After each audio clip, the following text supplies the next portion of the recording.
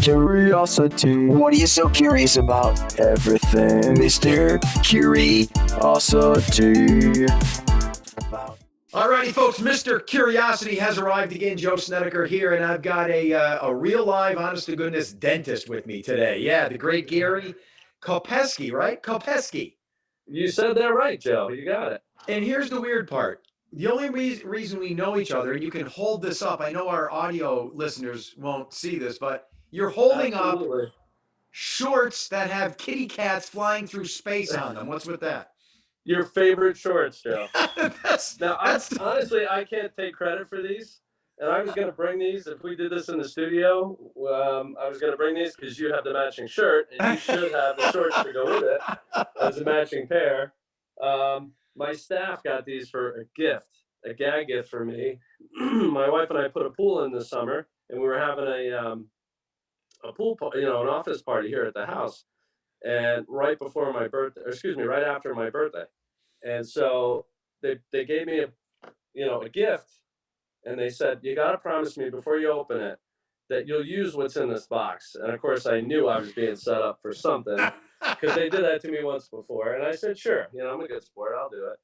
And so lo and behold, this cats in space swim shorts. Space shorts. So that's what brought us together. We had a pointing theme on WNEP over the summer of my goodness, wait, what was it? Oh, lawnmowers. It was lawnmowers. Yeah. So you and your lawn machine, and then I get a picture from this doctor I never met, and he is wearing cat space shorts, big smile, pretty girls around, and I'm thinking, this is my kind of guy. And then we started corresponding, and here you are. Now we're buddies on the podcast. Absolutely, and you might not remember, Joe. Okay. But I have something else with cats. I forgot about it. And you had me as a pointer, I don't know, 3 or 4 years ago. Yes, because I have that same cat jacket. Did you send me a copy? No, I have the whole outfit. The whole outfit. Pants, it's a jacket, the whole deal. It's a cat blazer. So we knew you were my staff knew you were a sucker for cats. I can't say I'm a huge cat fan, honestly. I'm a dog guy. Yeah, me too. But we try to understand the cat people, right? We try to understand. Yeah, but you know what? It's fun. And actually, the cat suit started in my office. We do like an ugly Christmas sweater thing the last day before we close for the holiday, and that got kind of boring. We're like, we got to do something else. And so I just started looking online to find the most hideous thing I possibly could, way worse than an ugly sweater, and voila, the Christmas cat suit came about. So even though we are two serious professionals, we like to have a good time, and that's what brought us together, our bizarreness, right? So, all right, so from here on out, Dr. Gary Kopesky, Hamlin Dental Center, big shot dentist. Here's what I know about you, and this is where it ends. Walnut-Paupack area high school grad, University of Scranton grad, top 25%, 2001 Pitt, School of Dentistry. You're the man. You got that? You got all the other stuff right. I don't know if I'm the man, but... See you later. It's over. Have a nice life. No, of course. Now we have to get into teeth and dentist apparatus and dental practices and what the average person needs to know. We got to dig in deep. What do you say? There's a lot to know.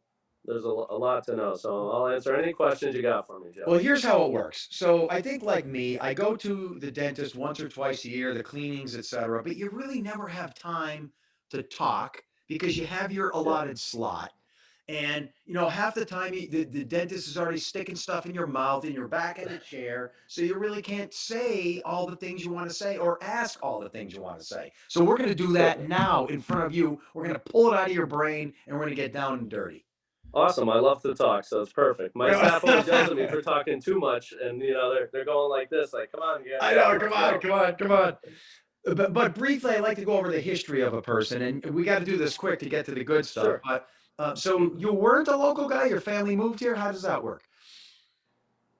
Yes, I was born in New Jersey, northern New Jersey, just across from Manhattan. What exit? So I'm a New Jersey transplant, although I don't like to admit that often. I was going to say, let's just stop right there. What's the problem, do you think, people have? Why the Jersey jokes? It's a beautiful state. Wonderful beaches, wonderful mountains, beautiful cities, quaint neighborhoods. What's with the Jersey jokes? Anybody that's driven on the New Jersey Turnpike knows that the jokes are real.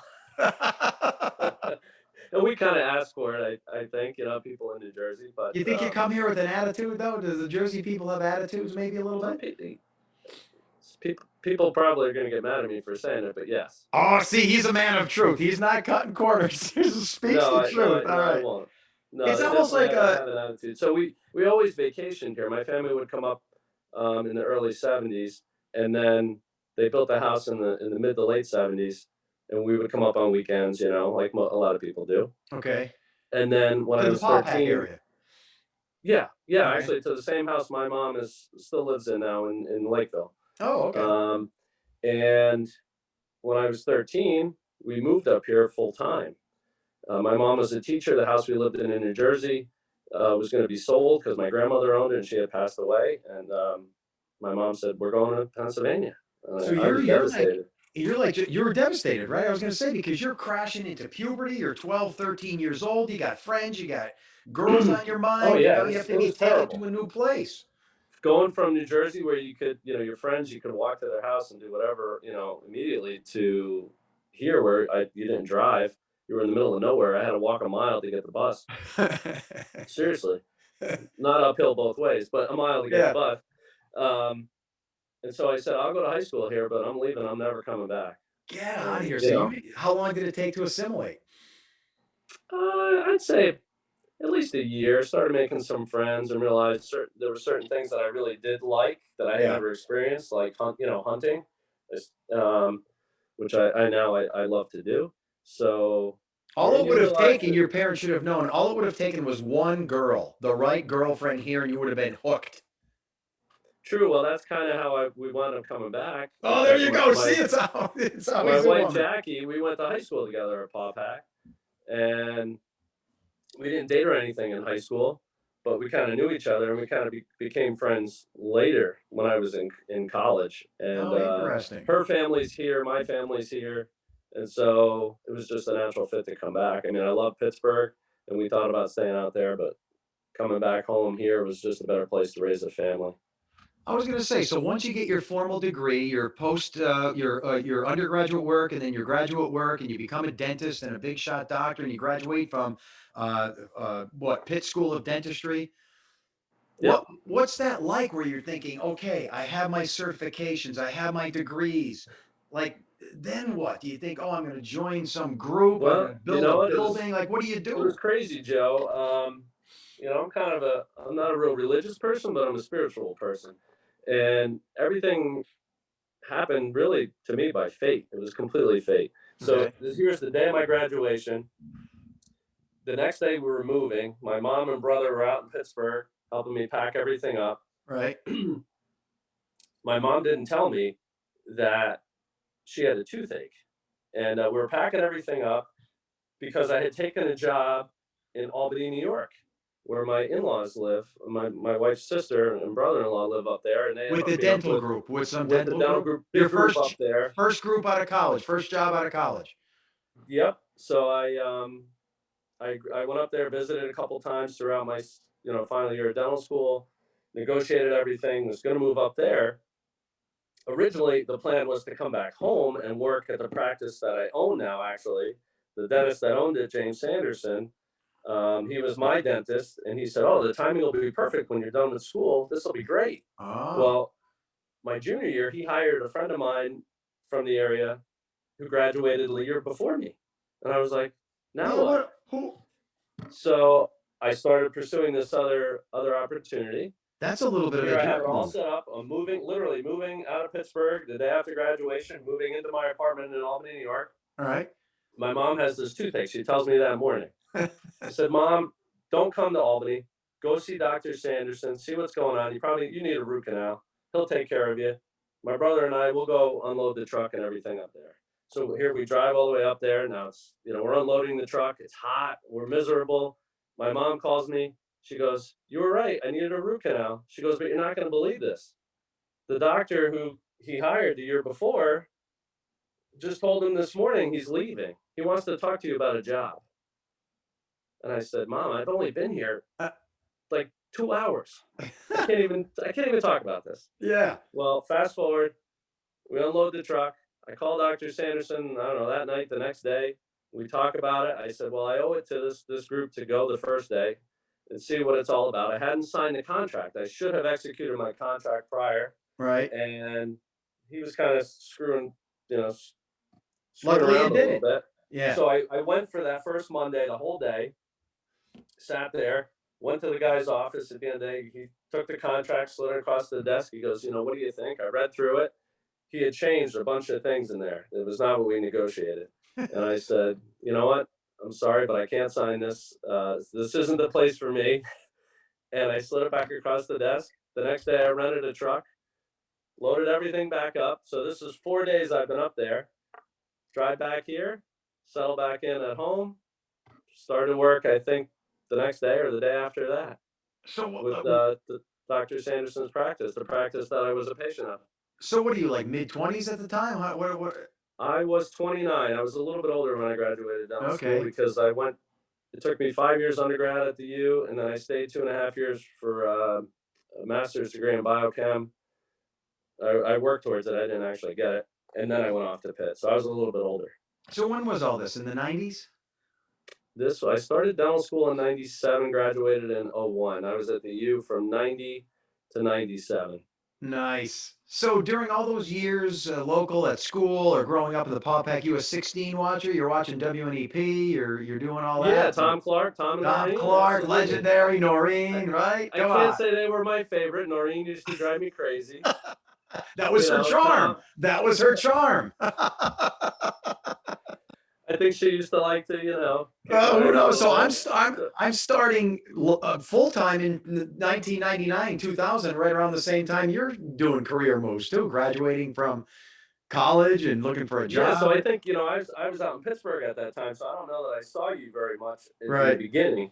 But once we came back, I mean, yeah, Channel 16 is far better than any other news broadcast by far. Yeah, there's no Even with stuffiness. We don't take ourselves too seriously. We have a good time. That's the key. no, but you get down to business. You get what you need to know out You of it. get what you need to know. You deliver the facts and you give her the information. You have a little good time with it. All right. So now you're a big shot doctor. That first week or two of you practicing, is it nervous? That first patient, the first five patients. I mean, is it here? That had to be. You're used. Nervous isn't even the word. I mean, you treat patients in dental school your last 2 years, but you always have somebody there with you Yeah. now, and at certain points you have to get checked. Like somebody's going to come and look, and you have to basically ask permission to like continue. Now you're on your own, and Is that right? nobody's really watching over you, and you're just you're making the decisions and doing what you think is right, which is great, but scary, Yeah, really because we scary. I all think know. if patients knew, they would have been scared. The hardest part was keeping that hidden. I think that applies to everything. The old fake it until you make it, right? Everybody does that. Whether you're Absolutely. a lawyer, a chemist, a doctor, a cardiologist, a teacher, a welder, everybody does that. Anything. You just hope somebody asks, "So how many of these have you done?" All right, now you're a seasoned veteran, kicking butt, doing dentistry. I have all these things I want to know about teeth in general. I want to start out with, of all things, the enamel. All right, Yeah. so is it true this hard covering on your teeth? Right. Mhm. I remember hearing. I was listening to a science podcast, and like anytime you eat something really hard and crunchy, whether it's a hard candy or you bite down on a piece of plastic, a pen or something, you are scraping off some enamel and it's irreplaceable. Is that sort of true? That's 100% true.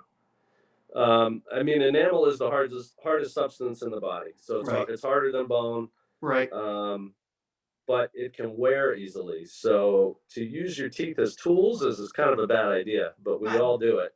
I So I do always it tell on patients, wire when I'm doing electrical work.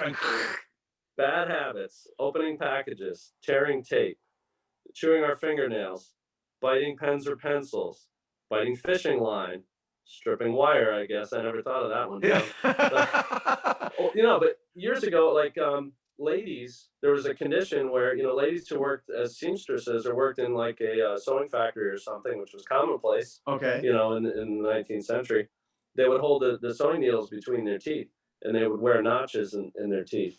Is that right? So it's easily scraped off and it's Y- Yeah, I mean, it's just that repetitive wearing of the teeth, and once it's gone, it's gone. You can't grow back enamel.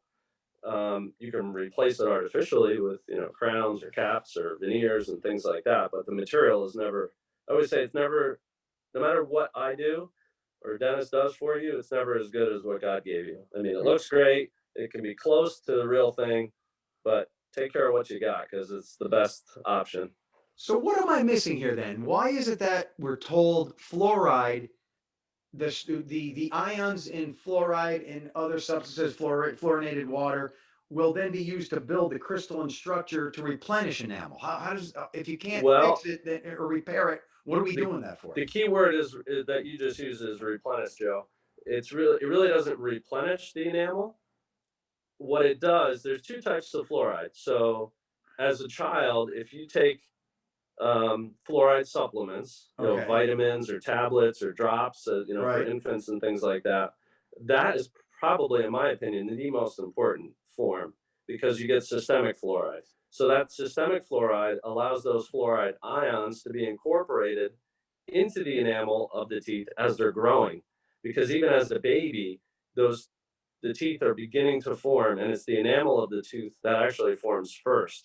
So So it's in the the enamel bloodstream? layer forms first as a tooth bud, and then the inner layer, the dentin layer forms, and then the root begins to form, and then the tooth will begin to erupt. Even a primary tooth, a baby tooth. So, Um, but those fluoride ions are where? In the bloodstream from the tablet? mhm. And And then they get absorbed by the body and incorporated into that enamel as it's growing. That enamel is 10 times more resistant to decay later on. It's oh, harder than just enamel without the fluoride ion. Now, when as an adult, once those teeth have formed and all erupted, as an adult, you or I using fluoride toothpaste every day, or using some kind of fluoride rinse or something, or getting a fluoride treatment at the dentist, that's topical fluoride, and that helps to keep the surface mineralized. But it's like wax on your car. okay. So like So it's the clear coat would be the enamel, maybe? kind of, it's like you're protecting the outer layer, but it's really not getting into the enamel. Oh, I It's see. just that surface. The Gotcha. systemic fluoride that was given as a child is incorporated. It's there forever. It's the whole layer of enamel. So that is really where, fluoridated water.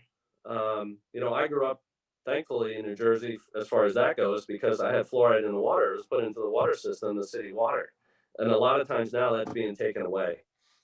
Most community water systems, a lot of them, because of fear of cancer and this and that, and poisoning, and there's a lot of misinformation regarding fluoride. But Or all I those give it to all my people, kids. or all those people who live in a rural area who have wells and pull up their water from the groundwater.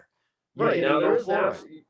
the thing to understand living in a rural area like this, like I live, in a rural area, I have a well. There can be some natural fluoride within the water. And so that you may be getting some, unless you had your well tested, you wouldn't really know exactly how much. As so many minerals Um, are dissolved in groundwater. sure, yeah. So presumably there may be some there, but it's definitely something that people should talk to their dentist about. If you have children, you have a golden opportunity. If you're not in a community water system that's fluoridated, to um, give fluoride supplements and really benefit your kids going forward. Because I can tell patients that I see, in my practice in Hamlin, who grew up in a rural area versus the transplants that were from New York, New Jersey, or Philadelphia, because they're our age and they have maybe one or two fillings, maybe no fillings at all, maybe no dental work at all. And they really don't do anything special, but their teeth had the benefit of that fluoride. So they're way more resistant. And I tell my wife this, she laughs at me. She says I'm gross. This is, I think, semi new information for the public. Here's the new thing, folks. When you brush, do not rinse, just gently spit. Leave all that toothpaste in your mouth, right? Yeah, oh yeah, you're basically doing a fluoride treatment by That's doing what I that. mean. You're doing a Yeah, free fluoride treatment. So you brush your teeth and then you go, you spit most of the volume of the toothpaste out, but you let the toothpaste still fill all the teeth, correct? correct. You don't rinse. Don't rinse. Rinsing's got to be stopped forever, right? I wouldn't recommend rinsing, Rinsing is bad. but We got to get this word out to the public. Rinse, no good. no good at all, Joe. See, I wish I could play this part back for my wife. Rinsing bad. Let the stuff foam in your mouth and leave it there. It's For fluorinating once, your. you may have actually been right, but I don't want to be I don't want to be the one to tell your wife that. Spoken like a married man.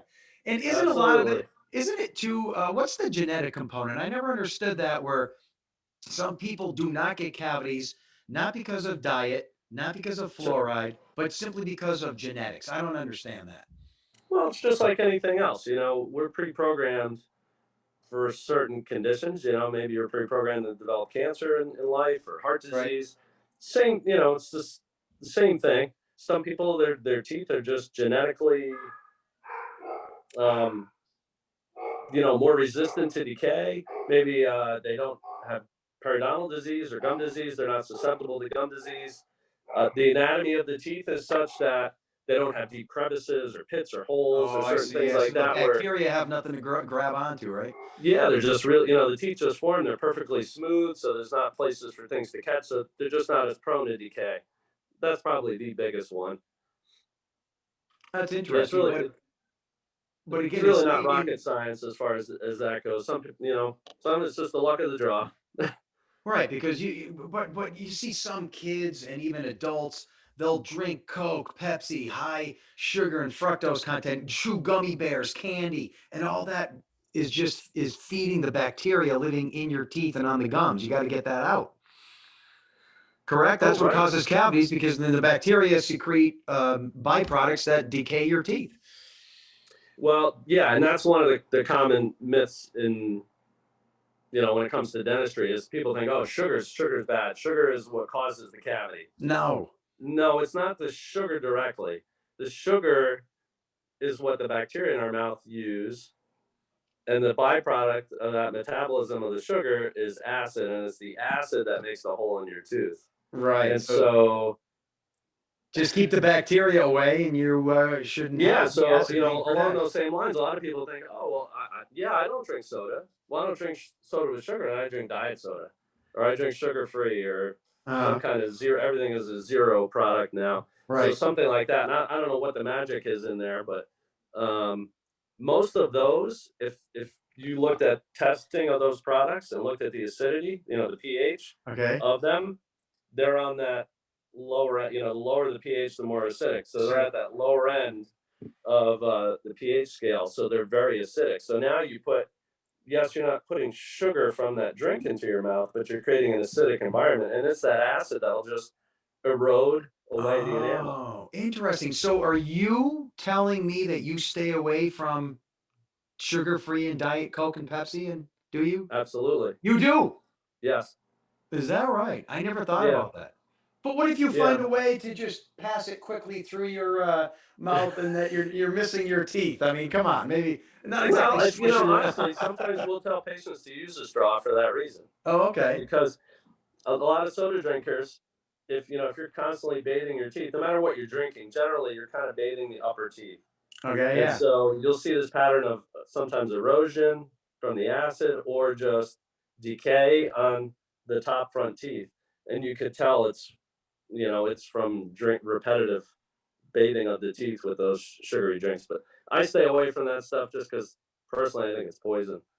You know, it's And just not good for you in general. what if we slip into the discussion of the smokers of the tobacco products? You probably see a lot of damage from that. That's probably the worst thing, correct?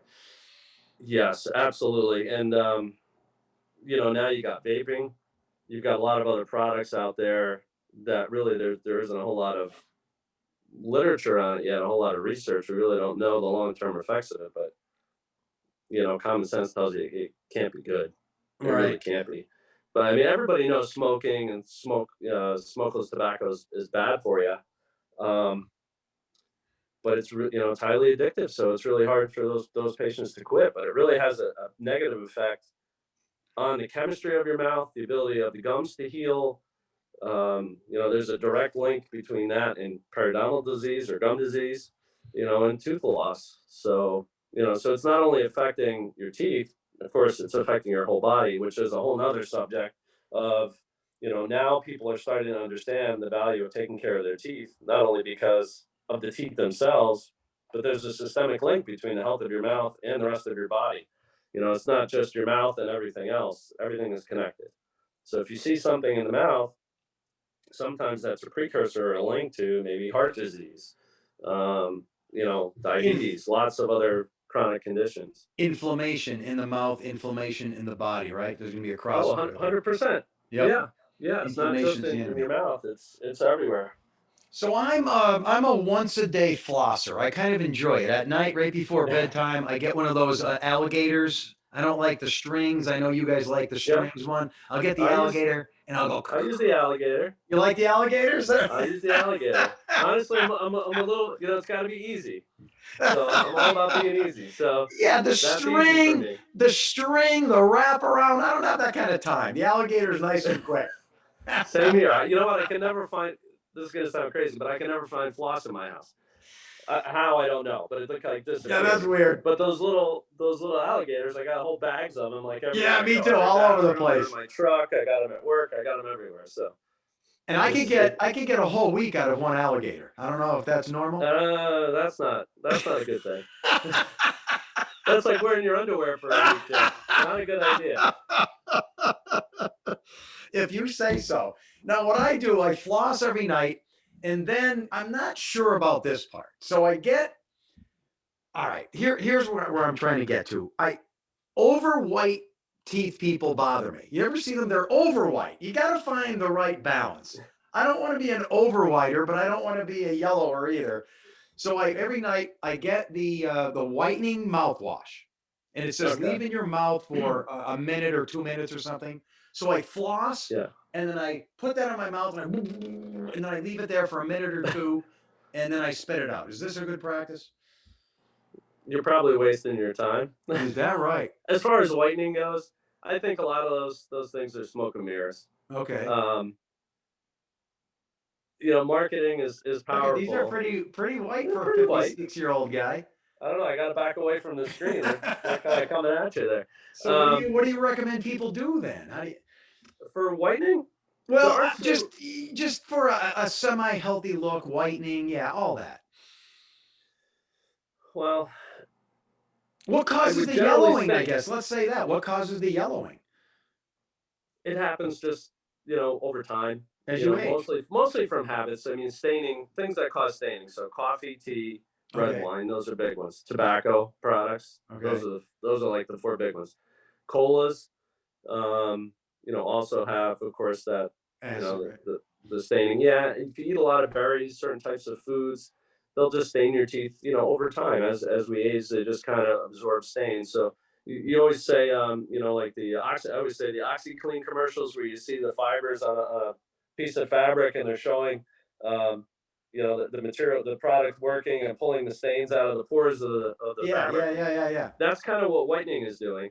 Most of those stains are on the surface. So there's Oh, two okay. types of stains. There's intrinsic stains and extrinsic stains. Some people Okay. are born with enamel that forms that's discolored. So one example would be tetracycline. If someone as a baby took tetracycline when the enamel was forming, or a mother took it while she was pregnant and the teeth were forming, you would see this dark line in somebody's teeth. Um, Oh, so when that's the like enamel is trapped under the enamel forever. It's literally in the enamel. Whoa. It's just discolored enamel. You cannot whiten it. You cannot change it. It's there. But most of us, what we're trying to whiten are just surface stains. Just you know, All right. again, it's like it's like cleaning your car. Um, just removing a lot of those things that just kind of settle on there. But the enamel is porous, and the stains will kind of get into those pores. So it's can be challenging to really get deeper in there to really begin to whiten. Oh, I see. A lot What? of the over-the-counter products really just are not Yeah, those that things effective. you bend over your teeth, you wrap them, Yeah, I don't know. Do you like those or what's the yeah, that deal? stuff works. I mean, That stuff works. we offer products and sell products in my office. I mean, but you really should be under the care of the dentist, to make sure that you're a good candidate, your gums are healthy. If your teeth are sensitive, there's some other things that you may want to do along the way so you don't do any damage. If you have any other previous dental work, that work is not going to lighten at all. So you don't want to do something where now, yeah, your teeth are whiter, but now the work you had done I doesn't see, look right. so good, and now you actually need to have more work done.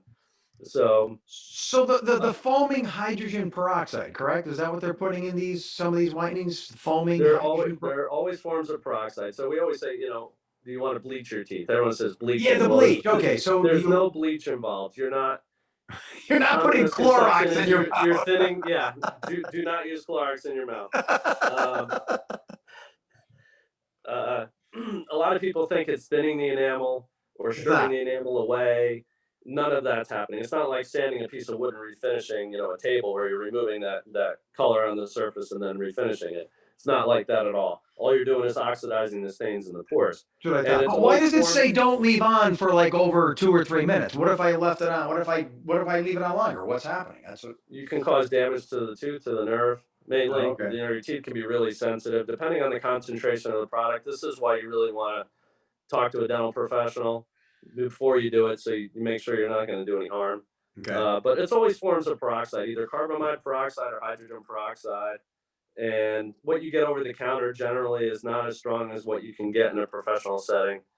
Okay. And a lot of it is just marketing. These companies know if they put whitening on the box, Yeah, you're you gonna walk buy down it. the aisle, there's Yeah. every type of toothpaste has whitening in it. Every product says whitening Yeah, yeah, because it yeah. catches your eye and that's the one you're going to buy. Well, they really don't have to do much. When it comes to toothpaste, they can put whitening on the box, not because there's a whitening agent in there. They can do that simply by changing the particle size and basically making it a little bit more gritty. And so now that is detrimental to the teeth because it's more abrasive to the enamel, and Oh, that I see. abrasive action is bad. And that's why we tell patients, an old time thing to do would be to take a little bit of baking soda and peroxide, mix it together, brush that on your teeth. That will whiten your teeth over time. Is that right? But the abrasive action of the baking soda, it's very abrasive. So you really have to be careful not to overbrush, use a hard brusher. You can do damage. So we kind of discourage patients from doing that. Well, speaking of that, see, this is one of my problems. I'm impatient. I do everything hard and heavy and fast. I have Yes. broken toothbrushes. I am a hard scrubber. They say brush your Are- teeth for like, I don't know, is it 2, 3 minutes? My hand goes a million miles an hour hard for about a minute and I'm done. well, slow down. 2 minutes twice a day is what the American Dental Association 2 minutes, says. I don't have that kind of time. I always tell kids bunny ears. 2 minutes twice a day. Two and Do two. that. Two and two. Floss at least once a day. Now, a lot of people, our society is just that. We're always on the go. I'm the same way, Joe. I mean, I'm going Yeah. a million miles an hour. Half the times you're brushing your teeth, probably doing three other things, not really even paying attention. Um, and so most people press too hard, which can do damage not only to the teeth, but more so the gums. If your toothbrush, if you see the bristles, they're all splayed out, or Yeah. I never heard of somebody breaking their brush until you now, Joe. So I'm gonna have I'm to a write that brush down. breaker, I'm That's telling pretty you. serious. Um, Gary, I hate myself. well, we all love you, Joe. Don't worry, it's all good. We got to get you an electric toothbrush. I tried one of So, those. I hated it. well, there's an adjustment period. You got to be prepped for it, It and you takes got too to commit to long. it. Well, there's a couple of things. You said you only brush for a minute. Well, this will has a built-in timer where it'll make sure you brush for 2 minutes. Oh It buzzes no. to make sure you move around, and the way it moves and the softness of the bristles, you can't press too hard. You can't go too fast. So, and some of them have pressure indicators in the handles. It'll turn red. There's like a red warning light if you push too hard. So you're brushing and you see this red light come up on the handle, Oh, and mine would be red it'll hot. actually I'm telling you, slowly red lower the hot. brush down. So Oh it takes man. care of people like you, Joe. Oh gosh. All right. Well, I'll try that. I'll try that maybe. I don't know if I can get back to that. All right. You look stressed out. I'm stressing you out. No, you're not. I don't know. Here's the thing. I was born in 66.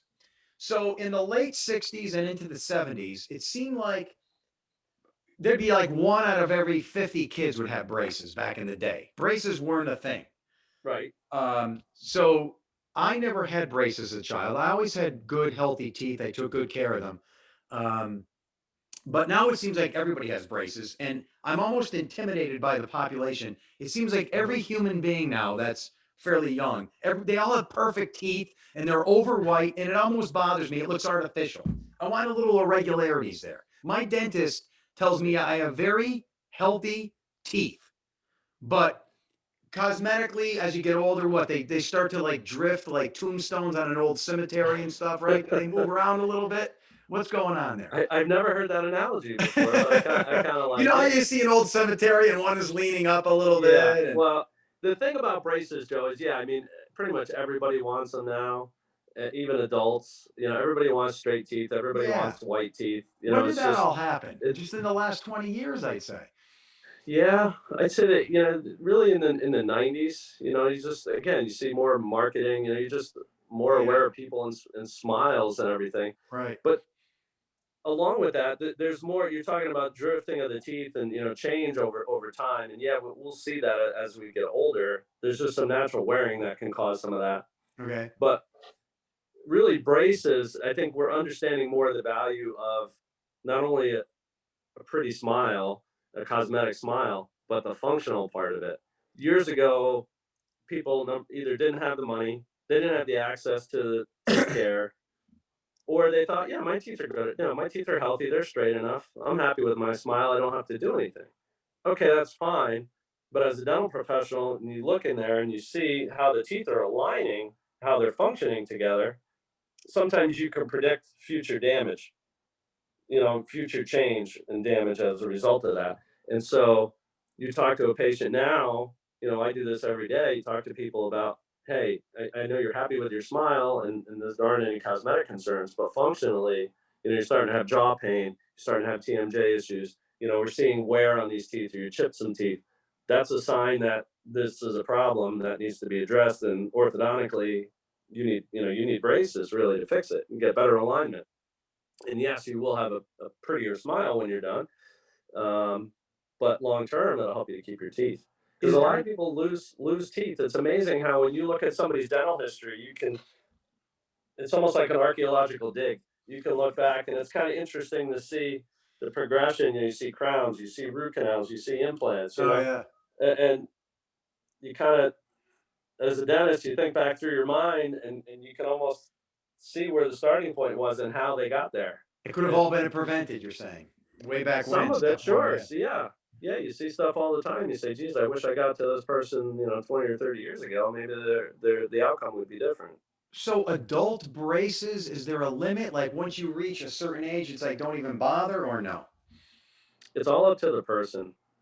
I've had people in their 80s Oh yeah. get braces. Yeah, yeah. Some people more so. I would say, women, mothers. They sacrifice everything for their kids, their grandkids, whatever, their husbands, their whole adult life, and then decide, you know what, I put this off long enough. Now Right. it's me time. And so then they want to get it done. And then you have other people, I might have people in their 40s and 50s. They go, I'm 50. How much more time do I have? You're like, oh, okay. All right. I guess you're going to die next week. I don't know. Yeah, yeah, yeah, yeah, yeah. It's just not important to them. I guess Or, if you're in they the have a dating game or dismal not, outlook on life. I'm that's not the like that. I keep looking ahead. So, that's the key though. um, Maybe if you're in the dating game or not, that's where you, some people are like, whatever, it's over. yeah, yeah. Everybody's different. Everybody's different. What about the old Englanders thing? Why is that stereotype? Is that true? I mean, do a lot of European, I guess England, 100%. that's what's with that? So it's cultural, right? Yeah, they have. They're just known for terrible teeth. Well, Right. they have. I believe it's socialized medicine and dentistry as part of it. So their dental care is just it's different. It's different than here. There aren't as many cosmetic procedures and things like that being Okay. being done. It's just yeah, culturally they don't want the bright smile, straight teeth. I Could think have they been. almost wear it as a badge of honor. Yeah, so it's maybe a little. Yeah, yeah, you're right. Yeah, yeah, Uh like huh. ripped jeans or something, I'm from right? England. Yeah. So do you think, because you have great teeth there, do you think some people do look like fake game show hosts, like it's too white and too perfect and stop it? Yes, absolutely, absolutely. Yeah, it's annoying. It's a Yeah, sign, I think, of narcissism or something, self-indulgence, like, stop it already. yeah, the OCD. There's a bunch of things probably you can lump into that. Yeah, I've seen people whiten their teeth. You can whiten your teeth to the point where they're almost like an iridescent purple translucent because enamel is translucent, and you'll see girls, younger girls, usually college age, late high school, sometimes that do that, and their teeth are just so white. But then there's also now, because of that movement, and people want white teeth so badly that way, maybe they don't want to whiten. You can get veneers or porcelain restorations put on your teeth, and they're artificial colors. They don't exist in nature. So when we do work, you have these little shade tabs where you pick out colors with the patient and try to match their teeth. And there used to only be the ones that existed in nature, and now there's a whole series of tabs that have Oh, been created in a laboratory. And we call it. I think if maybe if and I say this to patients when they kind of want that to discourage them. In dentistry, we call that toilet bowl white. because of what? Too shiny porcelain, too much, It's too like white yeah, porcelain toilet, yeah. I you think know? it's a neon sign to the world. I'm vain, I'm narcissistic. When I see that, I Oh, stay away. yeah. That should be a That's warning sign. it's If a you're a guy in the dating game and you see that, keep moving. too high maintenance, right? Absolutely. And on the side note of that, and going back to the England thing, I respect always, maybe like your Michael Strahan or Elton John or Yeah, Madonna. They had the gap and such, not perfect, but they're saying, this is me, take me or leave me. I'm healthy, but it may not be perfect, right? yeah, yeah, and there's nothing wrong with that at all. Like, especially, like, in the case of Michael Strahan, there's kind of an ethnic component to that, so you see that space is called the diastema, more Okay. so in African Americans, Oh, I and didn't so know that. it's commonplace, Yeah. And I to think have that. His is extremely, large. but I think a Um, person of weak character and low self-esteem would want to get that taken care of and get it out of there. But I like how he's like, no, this is me. If you don't like it, that's your problem. yeah, of course, he's got the size to back it up. Yeah. That's And true. actually, if Michael Strahan, if you know his backstory, he was a chubby, fat kid growing up and got bullied, and Oh, was he? No, I didn't know that. yeah, yeah, and kind of got into football and started working out to kind of prove everybody wrong. And so he's always had that chip on his shoulder, Interesting, but which is great. he's making it work for him. All right, now on the subject of wisdom teeth, Oh I boy. had mine done, I think 10 years ago. Is it the whole thing? I think it's the evolution of our species where the jaw has been receding, right? And the teeth Yep. have not been keeping up, so they kind of get jammed in the corner. Yeah, I mean, as we're all interbreeding, and Europeans and different cultures, our jaw structure really is getting smaller. Okay, And so we still have genetically, we're still programmed for the same number of teeth, 32 teeth, right. four of which are wisdom teeth, but our jaw structure is much smaller. So it can't accommodate the eruption of those teeth. So now the wisdom teeth, they form in the jaw, but they're impacted. And impacted just means they're stuck. They're stuck completely in the bone, they're stuck against other teeth, and therefore they can cause pain and problems, damage to the other teeth. Coming in at an angle, stuck, no room. Now they're pulling another tooth out. You get root damage. You get pain, agony. Yep, absolutely. I've had adults come to me that had wisdom teeth that were there, kind of overstayed their welcome. They should have been removed, years prior, and as a result of them staying too long, they caused damage to the teeth in front of the wisdom teeth, Right. and now they had to get wisdom teeth removed and additional teeth removed as a result. And so it's best to make sure that those are addressed in a timely fashion. Usually kids, the rule in my office is, 16, 17, you're a sophomore, junior. Certainly by the time you're a senior in high school, we should be looking to see, number one, do you have the teeth? Some people genetically will find they don't have wisdom teeth, or they may have a couple of them, but not all of them. Interesting. So they're the lucky ones. I always say they're genetically superior. They're kind of ahead of the curve. Yeah. Excuse me. Um, but take a look and make sure they're addressed before they start causing pain or issues.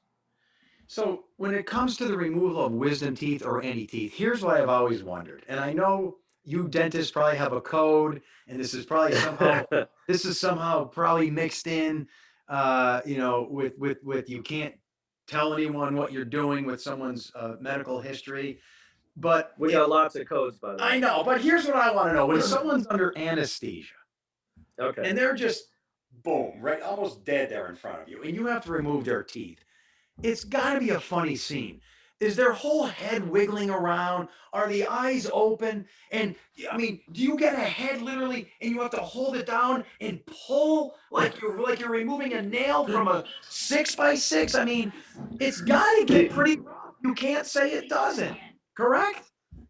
no, there's nothing rough about it. No. Honestly, Well, how are you no, ripping no. a I tooth out don't without in the my head going? office. "Bleh"? I don't work within a, I don't put patients out. I don't sedate patients, so Okay. they're completely awake. But I've been in situations, where teeth patients have been sedated like that, and no, I mean, you always have extra hands. There's always assistants there to, make sure the patient's comfortable, and you don't want to cause any additional harm. So you're certainly, not going to beat the patient up. You always have patients that come in and tell you, "Oh, last time I had a tooth pulled, the dentist climbed on top of me, put his knee Yeah, in my that chest, doesn't and he's happen. pulling on it and doing this." I don't know where the hell they're going. I think they're going to a horse dentist or something. But there's nobody that I know that would do that Yeah, because but if you really, have to get that back wisdom tooth out, are you pulling it like with pliers and a nail, or it's more surgical and procedural? Like yeah, it's more surgical and still with procedural. I mean, the head's all moving we around. always we always preach controlled force, so it's slow. It's kind of slow and methodical. Slow and steady wins the Okay. race. So you don't want to go in there and muscle it because if you do, it's like taking out an old bolt or something, a rusty old bolt. It's going to break. And once it breaks, now you really got your hands full. So just take your time, get it done, make sure the patient's comfortable. The value of sedation for a patient is they don't remember anything No. and they don't hear anything. When you're awake, you hear things. Just But admit that you laugh at us when we're sedated, though. You've seen that and you laugh. It's a funny person. It's funny to see a person sedated. I don't know what. It's got to be a. no, no, no, no. I wouldn't say that, Joe. Well, I want you, if I ever come to you, to laugh at me. Well, I will definitely laugh You at have you. my permission I to won't laugh sedate at. you, but I will definitely laugh at you, and we will laugh together. I don't know how much work we'll get done. We'll just have a good time. We like to have a good time in my office because dentistry. So many people are afraid and whatever. It's such a stuffy environment. It's so nice when I get somebody like you, like somebody that's real, that comes in, that's a jokester, that they're Oh, joking I around love with it. you. You can joke around with them. We just have more fun than anything. Yeah, I hate uptight people in all areas. Like, get the stick out of your rear end, will you? Come Yeah, it just lightens the mood. But some people are so nervous in my setting that you can't. You have to be. I have to be Mr. Grey Poupon, like you Yeah, said. I hear you. I know. I do the same thing when I'm in front of my mother-in-law. All right. All right. So, animals. I have a dog who's 11 years old. I mean, Wow, teeth Jets are 11. Jet's 11. Teeth are teeth. Mammals are mammals. Some people brush their dog's teeth. I have never brushed my dog's teeth.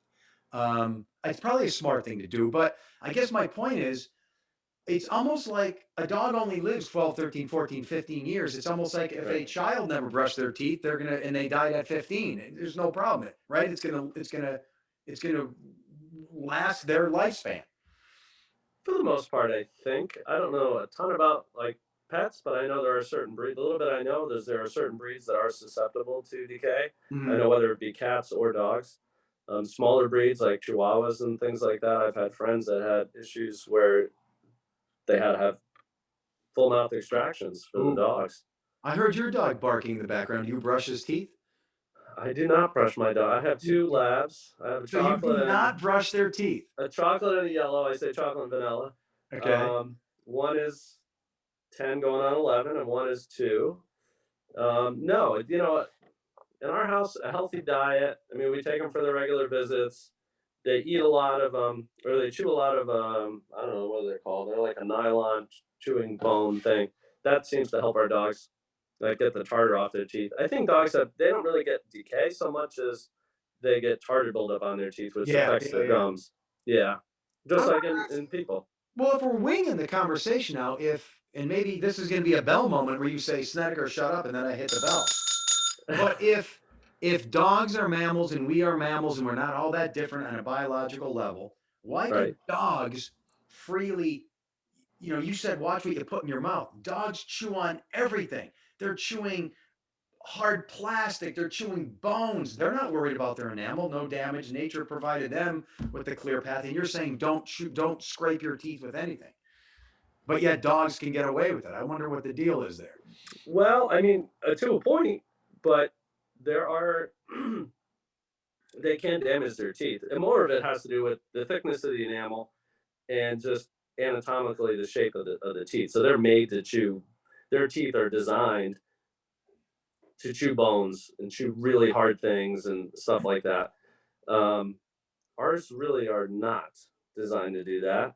That's And true. they Yeah, but they're they can more still break teeth. I know there are dentists that work like let's say in a zoo, and I remember a story about I think it was a lion or a tiger needed a root canal because it broke one of its canines. I forgot exactly how, but the canine snapped off, just like something could happen to one of us.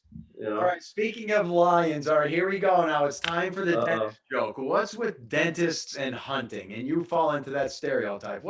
I mean, I come on. Is what Well, I think the stereotype really is golf because people always come in and they go, "Oh, do you play golf? Do you in okay. a country club and all that?" No, no, No. I don't. Two things: I don't play golf, and I don't live in Clark Summit. Um, That's for all the I'm dentists are, I'm the anti all of that. right? Um, But the yeah, whole I like the being out in the woods dentist, by myself. yeah, but the dentist with their big game hunting, that's a stereotype. Remember It that is. dentist? What was that, 5, 6, 7 years ago? He got into trouble. He He had was all in the big, Africa. Yeah, yeah, yeah. yeah. All that So stuff. what's with that? I wonder. I think you know what? It's just peace. We talk to people all day. You entertain people all day. You just want to be in the woods Um, alone. you're just one on one with nature. Yeah. That's what it is for me. I mean, I love to fish too. I really love to fly fish, and I could just be out there. I don't even care if I'm catching fish. My mind just goes free. It's like therapy. Yeah, So there's some type of quote that states that like sometimes it takes a person decades to realize the reason they're fishing is to not catch fish. yes, All the other things that come with it. That's where mountain biking and cycling comes in for me. I go, everything's off my mind. yeah. I'm in my world. I'm in the woods. There's nothing around. I love it. And that's exactly what I like. It could be a hike. It could be anything. As long as I'm out. If I'm outside, I'm a happy guy. Yep, me too, brother. I hear you there. All right, so the final question, I think I covered most of them here. So what do you think about cleanings? I go once a year. Some people say they love it. They go twice a year. I don't know. It all depends, I guess, on the person, correct? Really, it's recommended at minimum twice a year. Okay. Every 6 months, unless you have some underlying condition, maybe a health condition where you're prone to gum disease. Maybe you have a history of gum disease. You've had previous treatments. Then you would. The recommendation generally is to go more frequently, maybe every 3 months or 4 months. Wow. So once a year, you're looking down on me. You're judging me. I have patients that are insistent only come once a year that have excellent teeth, never had issues. I mean, really, they're the ones that I guess are the lucky ones or genetically have some advantage or something. And they're okay. The issue with going a year a lot of times is a lot of stuff can happen. Wow. And if you ignore it over the course of that year, boy, it can get really bad. So that small little chip or cavity, maybe the beginning of a cavity, can turn into a significant cavity, maybe end in a root canal and a crown or an extraction and then Oh, an I see. All right. implant. So it's good to go at least twice a year. Then at least everything is moving around, progressing at the. It's like any it's I always say it's like maintenance in your car. You're not going to buy a brand new Mercedes or a brand new car and not go back at the scheduled, maintenance intervals that the manufacturer recommends. Yeah, it'll run for a while. It'll probably go a couple of years Yeah. without doing anything, but when it goes, it's going to go in a big way. And that applies definitely to dentistry. And I'd rather go see my dentist than get my prostate checked. So I look at it that way. It's a lot easier. Also have not heard that. What I hear more frequently from my female population is they'd rather go to the gynecologist than come to the dentist, or vice What? versa. That's Yeah, unheard of. Yeah. yeah. Well, usually somebody that's really afraid, they'll say What's that. It's amazing. My wife makes fun of me. I have to go to, get my prostate checked once a year. And I make like a big deal out of it. And she's like, we expose everything to the world, the breasts, Yeah, yeah. the My wife vagina. doesn't want to hear it either, Joe. Yeah, they do so much more than we do. And we make a big deal out of a prostate check. You know what I mean? It is a big deal. Yeah, but not for them. They're exposing everything all the time. I don't know. It's easier for them for whatever reason. Uh, Oh, I don't know. I think we hit on all parts. Now, my dentist is about to retire soon. So I may be emailing you for, I think you may be a half hour, 45 minutes away. That's not too bad. we always have room for you, Joe. I have a feeling that actually I live probably closer to where you live than where my office is. Oh, I didn't know that. Where do you live? Or you don't want to say? No, it's an open book. I live up in Rileyville. I don't know where Yeah. Rileyville is. That closer to Wayne? Over, no, over by like Damascus, towards Equinox, Oh, okay. No, that's still pretty far like from up me. like northern Wayne County up there, Yeah, that's still pretty far from me, but Pleasant Mount. yep, gotcha. Well, it's still about a half hour, 45-minute drive. We could become buddies in the future. Sounds good, Joe. All right. So, how about a final plug for anyone who's looking for information on you or your practice? Here, hit them up. Well, my practice is Hamlin Dental Center, and so you can find us on the web at hamlindentalcenter.com. We're always taking new patients. I don't do any advertising. All my Except advertising is sending through in pointing pictures. That's it. This is it. Everything is word of mouth. So I always say my work and my reputation speaks for itself. And I think if you look online and Google my name, you'll see the reviews from my patients. And we're always accepting new patients. We'd love to meet some new ones. I did that, man. Your patients love you. Your reviews are awesome. So They are awesome, and we're very proud of that because my staff and I take that seriously. The service that we provide for our patients, and we don't solicit those reviews. It's not like I always say, it's not like the Toyota dealer where they're sending you, hey, if we don't get a 5, we haven't done our job. No, hey, if you give me a 1, there's a reason, and I want to know why, so I can do it better next time. I love it. All right. Well, Dr. Gary, you are one great American. Keep up the great work. And if you have any questions, you know where to find a guy. Hope you enjoyed this Mr. Curiosity segment. Everything you need to know about your teeth. I'm going to continue every night to floss with the alligators and then swoosh to 20 years. There it is. But I'm going to keep doing that whitening mouthwash, whether it works or not. It makes me feel good. Well, you're not doing any harm. But if you want real whitening, come to me. Oh man, I'm afraid to over-whiten. That'll look like a narcissistic jerk. Yeah, we don't want that. All right. Well, thanks for your time, buddy. Hey, thanks for having me, Joe. You got it. Curiosity. What are you so curious about? Everything, Mr. Curiosity.